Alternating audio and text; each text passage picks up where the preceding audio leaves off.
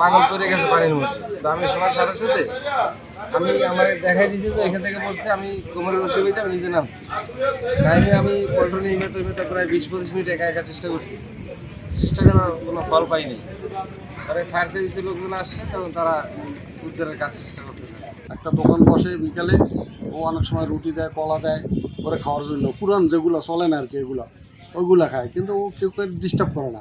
আর 2 ঘন্টা ধরে দেখেন সরকারি কর্মকর্তারা বিসিতে আছে, পাইতে আছে না, তারা তো আমরা গ্যাসের বোতল একটা অলরেডি শেষ হয়ে গেছে, আর একটা নিয়ে নামছে, এরা খোঁজ করতেছে, খুব এরা দ্রুতভাবে পরিশ্রম করতে আছে, পাইতে আছে না।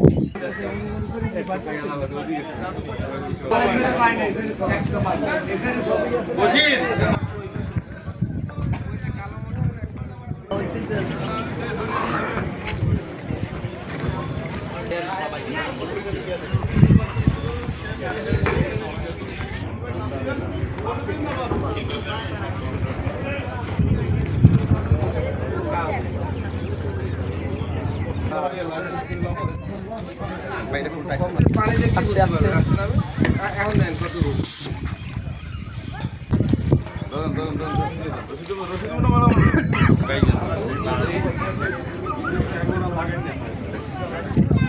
ড্রাইভ করে এত সোজা, হ্যাঁ অনেক কঠিন। দেখা যায় সোজা।